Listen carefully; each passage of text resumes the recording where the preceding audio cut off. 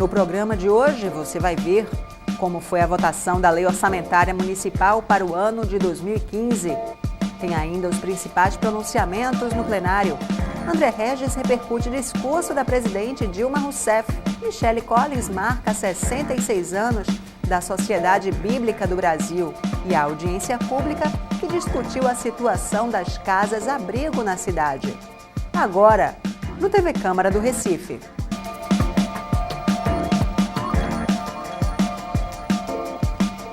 Olá, está começando mais um TV Câmara do Recife online. E os vereadores aprovaram o projeto do Executivo com a Lei Orçamentária para o ano de 2015. Veja os detalhes. Antes da votação, o relator e presidente da Comissão de Finanças e Orçamento, o vereador Jairo Brito, leu o parecer favorável ao projeto do Executivo. A Lei de Diretrizes Orçamentárias, a LDO, recebeu 21 emendas dos vereadores, mas apenas uma foi aprovada pela comissão. Na tribuna, o relator explicou os motivos. As emendas de número 2, 7, 9, 14, 18, 19 e 20, 7 emendas, foram rejeitadas em função de não se adequar à Lei de Diretrizes Orçamentárias. Ela desce no nível de especificidade que foge o que determina a Lei de Diretrizes Orçamentárias. Na verdade, a lei, como diz, diretrizes, são critérios, normas, que mostram como você deve realizar o orçamento anual. A gente teve reunião com o pessoal da prefeitura e, caso a caso, foi discutido com ampla definição, com amplos questionamentos, e saiu esse relatório que, mais uma vez, eu agradeço à comissão pelo empenho trazido nessas reuniões. Já o vereador Raul Jungmann questionou a votação do projeto. Essa peça, ela não se debruça, ela não aborda, ela não discute e nós aqui não vamos votar a Lei de Diretrizes Orçamentárias. O que nós estamos votando aqui, uma vez mais, é a emenda ou o conjunto de emendas aceitas ou rejeitadas pela comissão. Mas a peça em si, ela não aborda, a não ser uma breve descrição, um histórico, que aqui está muito bem feito, do que é ou que deve ser a LDO. Entretanto, vereador Marco Aurélio, nós não estamos aqui para aprovar o histórico do que é uma LDO. Nós estamos aqui para aprovar um parecer sobre a LDO. E isso, infelizmente, o parecer não consta. Nós não temos aqui uma apreciação substantiva e objetiva do que é a Lei de Diretrizes Orçamentárias. Afinal, eu pergunto ao nosso companheiro de bancada se, por exemplo, aqui existe uma única observação a respeito da educação. O que é que nós estamos votando, senhor presidente, a respeito das diretrizes orçamentárias para os próximos 2 anos na área da educação? O que é que nós estamos votando na área da saúde? O que é que nós estamos votando a respeito dos créditos? O que é que nós estamos votando da assistência, do saneamento? Eu não sei. Porque não se encontra aqui espelhado exatamente aquilo que consta do LDO. E dizer, olha, teve uma evolução, poderia ser assim, poderia ser assado, esse programa, esse subprograma. Na verdade, nós não temos aqui essa discussão. Então, no nosso modo de entender, infelizmente, nós permanecemos com um parecer com o vício anterior. Não se vota aqui a LDO. Essa casa está abrindo mão de votar um parecer a respeito da LDO. O que ela está votando aqui é as emendas dos vereadores, o que quer dizer que essa casa está mandando uma sinalização. Qual é a sinalização? Que nós estamos muito mais preocupados com as nossas emendas, ou seja, com as nossas preocupações, do que com a cidade do Recife, a Lei de Diretrizes Orçamentárias, a saúde, a educação, o saneamento, o crédito e tudo mais que diz respeito a um LDO. Mas, para o relator Jairo Brito, ao discutir as emendas, os parlamentares discutem também os eixos estabelecidos na LDO. Essas emendas, elas são realizadas em função desses eixos. Para um vereador definir a emenda X, é porque ele leu toda a peça da LDO e fez a emenda. Então, na hora que a gente discute as emendas, que elas já são das normas que vem na LDO, é porque já está se discutindo a LDO. Todos os pontos que estão contidos na LDO. Como, por exemplo, aí fala, Vossa Excelência falou em créditos adicionais. A LDO ela especifica créditos suplementares, que é um tipo de crédito adicional, porque tem outros dois tipos. Tem o crédito especial e tem o crédito extraordinário. E Vossa Excelência sabe que o poder só pode usar extraordinário quando tem uma calamidade pública, ou especial quando tem algum projeto de atividade que não está aí contido na LDO. Então, quando a gente fala, por exemplo, na emenda que foi dita aqui, da questão da suplementação, do crédito suplementar, é porque a gente já viu, dentro da peça, que existem outros tipos de crédito. Então, na hora que se faz uma emenda em cima de um ponto desse, de uma norma da LDO, pressupõe-se que já se discutiu, que já se leu toda a LDO. E se ler dentro da LDO o conteúdo, tem eixo de educação, tem eixo de saneamento, tem eixo de todas as políticas públicas que é realizado na cidade do Recife. Quando a gente traz aí o parecer específico das emendas, é porque não daria o tempo todo aí para se fazer uma explanação de todos os eixos que a LDO vem trazendo com as suas normas. A LDO acabou sendo aprovada pela maioria dos parlamentares em 2 votações e foi encaminhada para a sanção do Executivo. Aprovado também o projeto que cria uma faixa de rolamento preferencial para veículos em situação de emergência nas vias do Recife. A matéria é do vereador Rogério De Luca. De acordo com o projeto, todas as vias e avenidas com mais de 3 faixas para circulação de veículos deverão ter faixa preferencial de emergência para ambulâncias, viaturas da polícia, bombeiros e fiscalização de trânsito. O projeto estabelece ainda que a faixa de circulação preferencial será a que estiver localizada no centro da via pública, para facilitar a dispersão dos veículos. A faixa preferencial também deverá ter pintura ao longo do pavimento com uma sinalização específica. E caberá ao Poder Executivo realizar campanha educativa para divulgar o conteúdo da lei. Antes da votação, a vereadora Priscila Krause pediu para discutir o projeto. Quando eu apresentei o projeto de número 176 de 2013, que tratava da permissão do uso da faixa exclusiva de ônibus para o transporte escolar.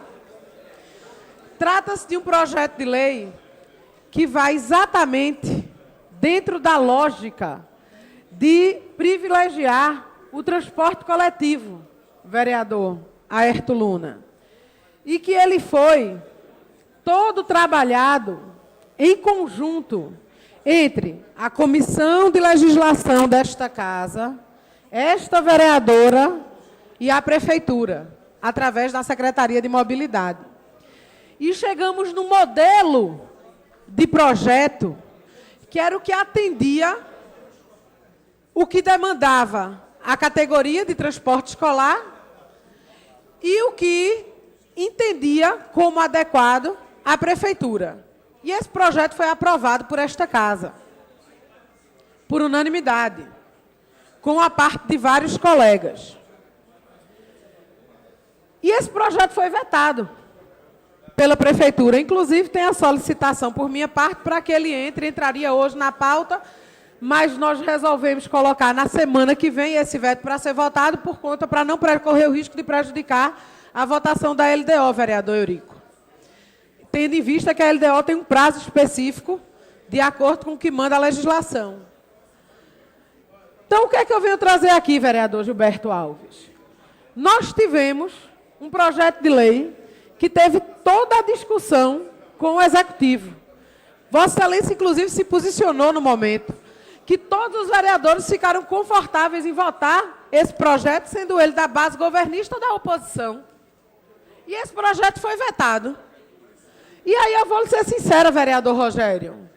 Enquanto não houver uma resolução para esse impasse que se estabeleceu, isso é, a votação do veto ao projeto 176, que trata do uso do transporte público, do uso da faixa exclusiva para ônibus, excluindo a faixa BRT, de acordo com o que queria a prefeitura, pelos transportes escolares, eu não me sinto confortável para votar absolutamente nada dessa matéria.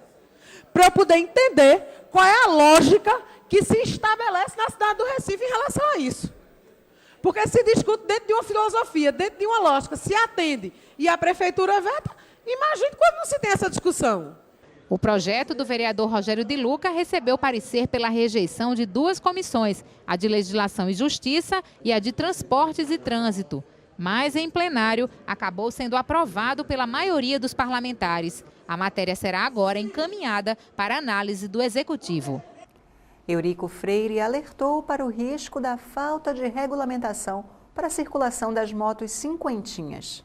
Desde o meu primeiro dia nesta casa, faço intervenções e participo ativamente das ações de regulamentação das cinquentinhas. Mesmo com um projeto de nossa autoria nessa Câmara, o prefeito Geraldo Júlio nos enviou o projeto do Executivo sobre o tema. Todo o processo tem nossa intensa colaboração e apoio. Solicitei, inclusive, audiência ao secretário João Braga, requerendo um valor razoável aos proprietários deste veículo, o que já era preocupação do Poder Executivo e o que, em tese, explica o fato de o projeto de lei ainda não estar em execução. Há um esforço, um exercício do Executivo, inclusive junto ao Governo do Estado, a taxa que compete ao município, ela já teve uma redução significativa, seria uma taxa de R$50, cairia para R$10, mas tem uma taxa também que decorre de assimilação por parte do Governo do Estado, e essa está sendo negociada para que seja baixada e viabilize a regulamentação por parte de seus usuários. Uma vez que a maioria não dispõe de recursos para pagar tributação semelhante ao de outros meios de transporte. Nesta conversa, vereadores e vereadoras dessa casa, o compromisso do nosso secretário foi de ajustar com o Governo do Estado algum tipo de desoneração das taxas. A lei já aprovada teve início de vigência prorrogado para agosto. Ainda assim, queremos enfatizar que urge pela quantidade de vidas perdidas e interferidas a cada dia a efetiva fiscalização destes veículos e condutores. Assim sendo, faço aqui um pedido público para que nosso Executivo, através do secretário João Braga e de sua equipe, para que dê celeridade ao processo de regulamentação. Priscila Krause convidou os vereadores para visitar uma área de mangue próxima ao rio Tegipió, que está sofrendo com desmatamento. Uma área de mangue, uma área de preservação de mangue, preservação inclusive por lei federal. E eu fiquei muito assustada com o que vi, vereador Eurico Freire.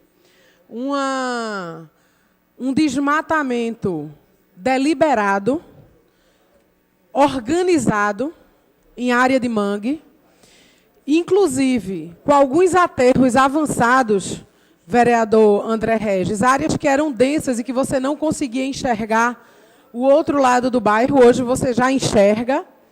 E, inclusive, pasmem, e eu tenho as fotos para mostrar aos senhores, dentro da área de mangue, vereador Eurico, Vossa Excelência que tem uma militância nessa área, com áreas demarcadas, onde fica claramente a demarcação de lotes, colocando em risco todo um bioma, todo um ecossistema que existe e que é fundamental para o equilíbrio ecológico de qualquer lugar, principalmente o equilíbrio ecológico de uma cidade como Recife, uma cidade estuária, uma cidade no nível do mar e que precisa de áreas de absorção das águas. E essa é a realidade que nós temos. E eu gostaria aqui, presidente, e vereador Jurandir Liberal, presidente da Comissão de Meio Ambiente, que essa não pode ser uma causa de um vereador só, de 2 vereadores ou de 3. Essa tem que ser uma causa da Casa de José Mariano. E eu gostaria que, através da Comissão de Meio Ambiente, gostaria especificamente de convidar o vereador Eurico Freire, que não é membro efetivo da comissão, mas que atua nessa área, é membro suplente, junto com o vereador Aerto Luna, Vossa Excelência e demais vereadores que queiram participar, para que nós façamos uma visita conjunta ao local para discutirmos as providências que podemos tomar para ajudar no combate a esse crime ambiental e esse crime contra a cidadania que está acontecendo naquela área. Então, ficaria aqui o apelo que eu faço a Vossas Excelências para que nós possamos ir lá em conjunto, num grupo, para verificar e se a gente já puder agendar isso o mais rápido possível. Priscila Krause ainda lamentou que o orçamento da Secretaria Municipal de Cultura, que poderia ser usado na reforma e revitalização do Teatro do Parque, tenha sido revertido para o pagamento de shows. Apenas na última semana, o prefeito retirou da área de restauração e preservação e aquisição de bens culturais 5,9 milhões. E eu vou explicar aos senhores o que é isso. Quando nós votamos esse orçamento vigente no ano passado, eu verifiquei que para a área de promoção de eventos e festividades culturais e folclóricas havia um orçamento de 51 milhões de reais. Isso significa shows, festas e shows, vereador André Regis. E eu propus a retirada de 8 milhões desse montante de 51 para a rubrica de restauração, preservação e aquisição de bens culturais, especificamente para a ação de restauro do Teatro do Parque, um teatro centenário que no dia 24 de agosto de 2015 faz 100 anos de sua existência, que tem uma arquitetura Art Nouveau, que conta toda a história do teatro, das artes cênicas e do teatro e dança da cidade do Recife. Essa matéria, essa emenda, por uma orientação de governo, ela foi rejeitada. Mas eu ainda assim tive esperança, quando numa suplementação orçamentária, o prefeito colocou 5,6 milhões para esta área. Acontece que ele vem aos poucos retirando 500 mil, 1 milhão, 600 mil, 400 mil. E agora, entre o dia 2 e o dia 4 de junho, o prefeito tirou em 2 decretos um montante total de 5,9 milhões, deixando para restauro, conservação e aquisição de bens culturais 3 milhões de reais. E onde foi que ele botou todo esse dinheiro retirado? Na promoção de shows. Um prefeito que enfrenta, e que teve o nosso aplauso, vereador Antônio Luiz Neto, que enfrenta a FIFA e que teve o nosso aplauso para não colocar recursos públicos no Recife Fan Fest. E eu tive o cuidado de cumprimentá-lo pessoalmente, porque encontrei com ele no dia que isso aconteceu e coloquei nas minhas redes sociais que ele tinha tomado uma atitude acertada, comete agora o equívoco de retirar quase 6 milhões de reais para shows e eventos, quando retira exatamente da área que mais precisa, de manutenção e de preservação dos bens culturais. Quando os nossos bens culturais estão gritando, clamando e pedindo socorro. E que nós temos um exemplo clássico, que é o Teatro do Parque. O vereador André Regis comentou o mais recente pronunciamento da presidente Dilma Rousseff. Para ele, a presidente falou como candidata e não como chefe de Estado. O vereador André Regis considerou o pronunciamento realizado pela presidente Dilma Rousseff no último dia 10 como discurso eleitoral. Segundo ele, Dilma Rousseff não falou como presidente do Brasil. Não era a presidente da República, chefe de Estado, vereador Rogério de Luca, que estava falando aos milhões de brasileiros. Era a candidata Dilma Rousseff do Partido dos Trabalhadores. Algo que, na minha concepção, constitui uma violação clara aos propósitos de uma convocação de rádio e televisão. Segundo André Regis, a presidente dividiu os brasileiros em grupos. Entre os otimistas e os pessimistas, criticando todos os brasileiros que foram pessimistas acerca da Copa do Mundo. Eu pergunto, a Constituição não garante o direito ao brasileiro de ser pessimista? Charles de Gaulle foi conhecido, presidente da França, o grande líder francês, ele gostava de se intitular, presidente, como um pessimista proativo. Aquele que acha que vai dar tudo errado, mas ele trabalha para que dê tudo certo. Ser pessimista, portanto, não é nenhum crime. Então, se existem brasileiros pessimistas acerca da Copa do Mundo, é um direito de cada um ser pessimista, ser otimista, ser realista, ser indiferente. É um direito que a Constituição nos assegura. Não é correto, portanto, ninguém, por ser pessimista, ser atacado como se estivesse praticando um crime de lesa pátria pela presidente da República.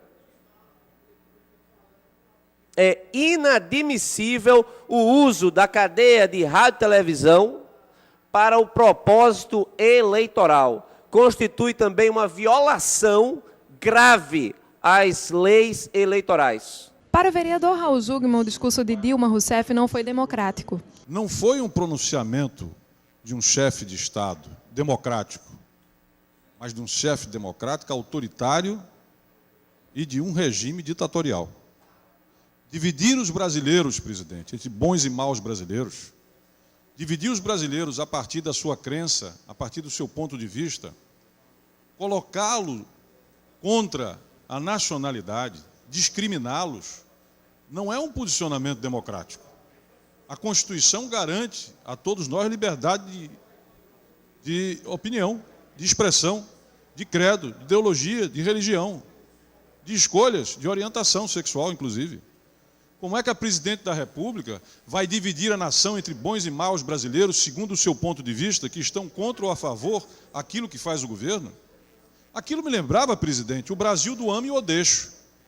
Enquanto se cantava Meu Brasil, eu te amo, os porões da ditadura estavam repletos de torturados, de vítimas, de mortos, e nós tínhamos que chorar, não só eles, mas também os exilados.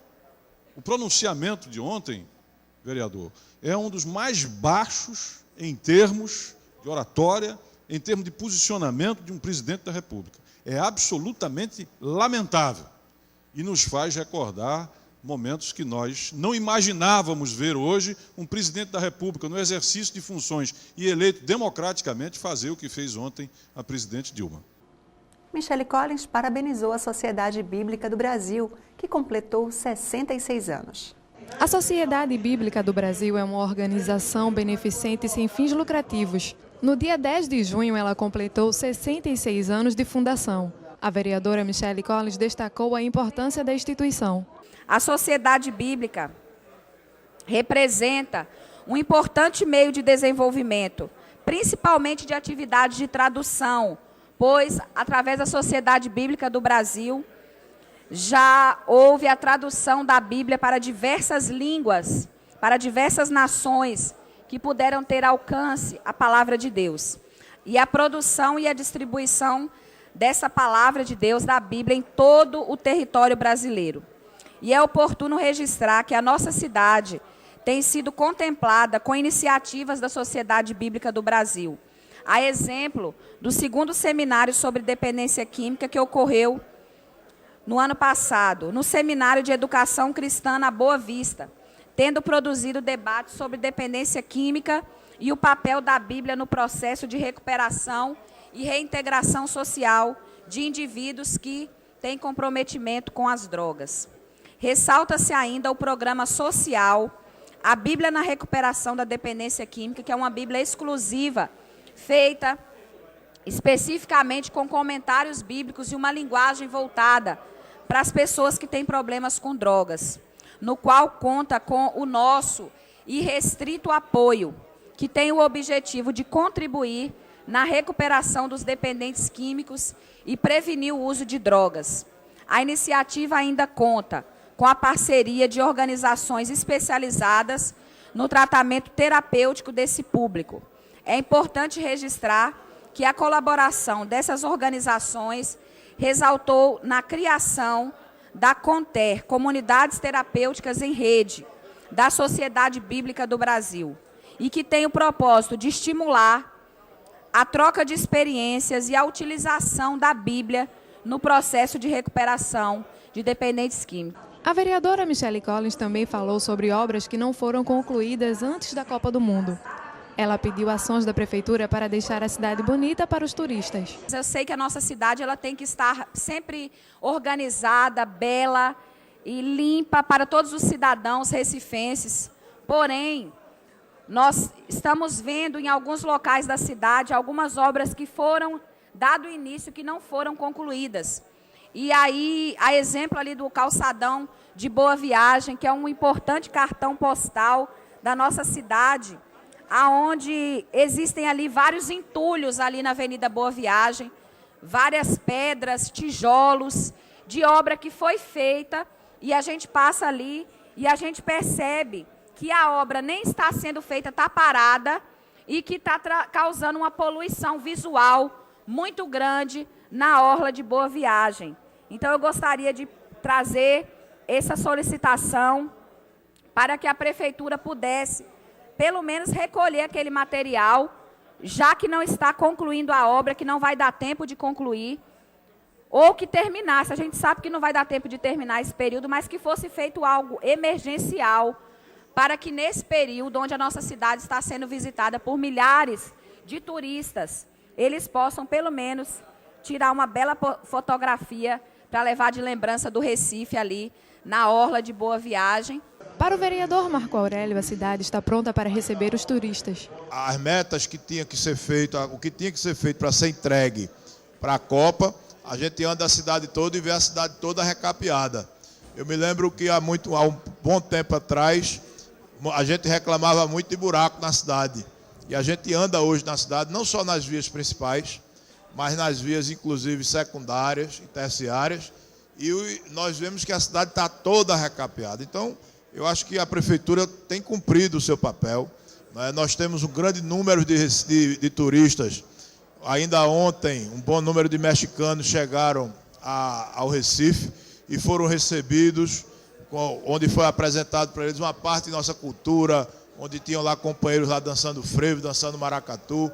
A cidade está em festa, a cidade está arrumada, a cidade está pronta. Eu só não sei se a gente vai ser campeão, mas a parte da Copa, que o que diz respeito à Prefeitura do Recife, nós podemos dizer que o Recife está de parabéns. E hoje, um turista quando chega hoje aqui ao Recife, a cidade está mais iluminada. Basta a gente ver aquela área ali onde tem aquela obra de arte ali perto do Rio Mar. A cidade está toda iluminada.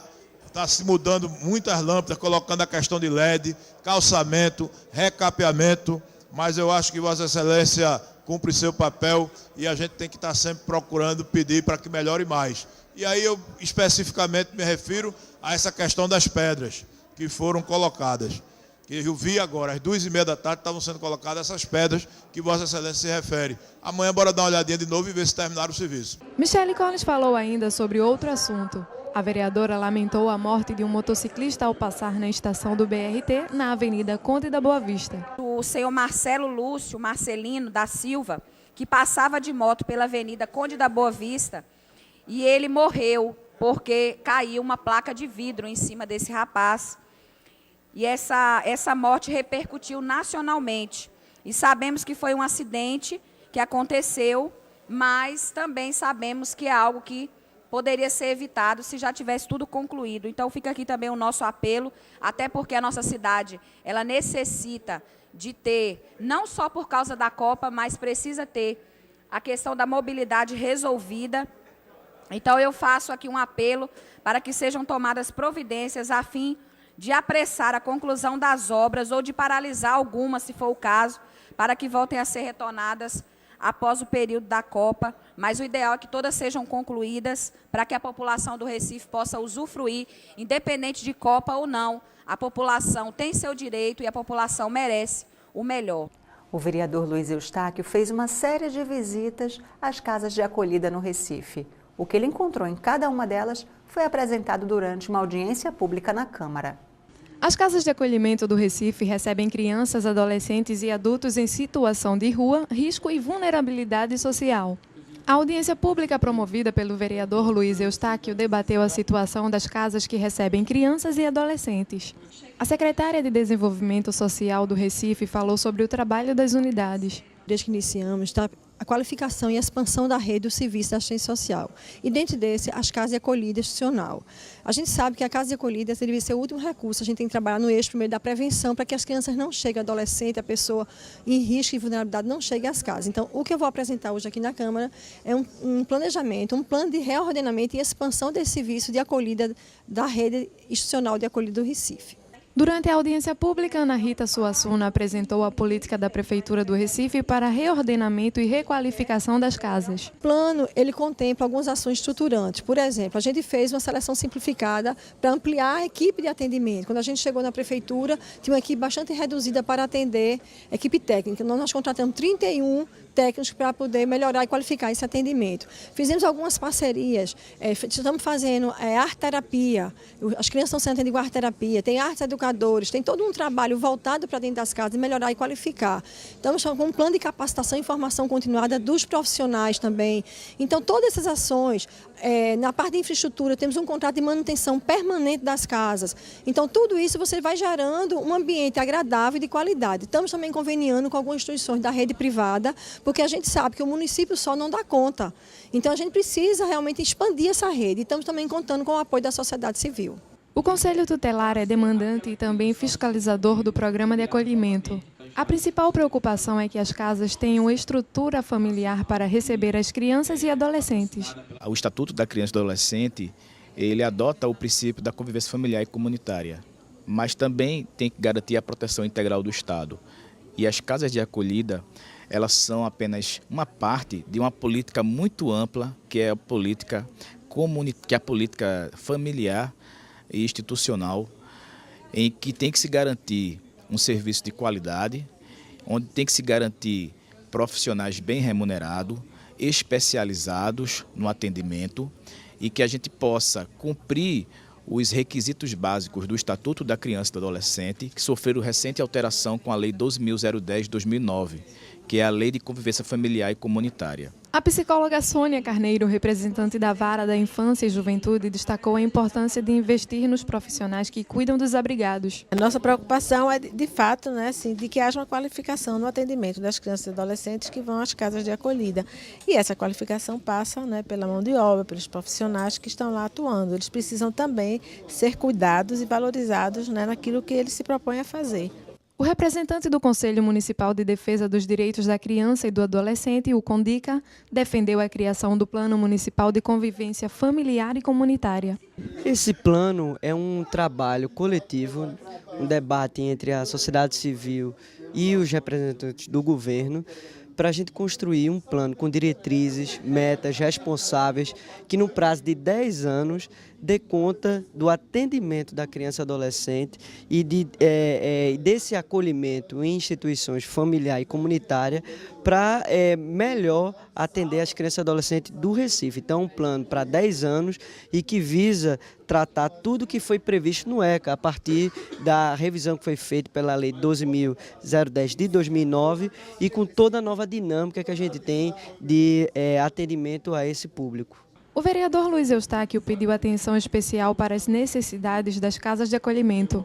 A questão da Casa Lá, que é uma parceria que eles estão fazendo com as aldeias infantis, que eu visitei também e realmente está muito bom. Outra preocupação que eu levei para eles foi a questão das drogas, que tem algumas casas que têm um uso de droga muito forte. Em alguns, 100% dos adolescentes usam drogas. Então a gente falou sobre isso e buscou com eles, buscando um caminho. Sugerimos que eles tivessem um atendimento mais presente, que tivesse pessoas da área de saúde, que acompanhasse a questão das drogas para estimular as crianças, os adolescentes e crianças a deixarem as drogas. Ao mesmo tempo, sugerimos que eles pudessem botar um profissional na área de pedagogia para estarem dentro das casas, para estimular as crianças e adolescentes que muitas vezes são matriculados, mas não vão às escolas. Muitas vezes porque eles encontram dificuldades lá na escola e não tem como resolver. E fica com vergonha de pedir para o colega ajudar. Então, eles desestimulam, então a gente pediu para também ser colocado. Então, entre as propostas que fizemos, e outra coisa é também, o que foi proposto aqui, que nós vamos procurar ajudar, que nós possamos, com certeza, favorecer no sentido de, no momento do orçamento, ter um orçamento maior para lutar pelo benefício das crianças e do adolescente. Mas acho que a Prefeitura está no caminho certo, tem procurado melhorar os abrigos, tem diminuído a quantidade de crianças abrigadas, porque nós entendemos que o lugar da criança é na família e não em abrigamento da Prefeitura. Mas daqueles que não têm como ficar na família, são abrigados. Então, a Prefeitura está trabalhando com muita seriedade no sentido de poder fazer com que as crianças e adolescentes retornem para as suas casas. A gente fica por aqui, o TV Câmara Online volta na semana que vem. Até lá!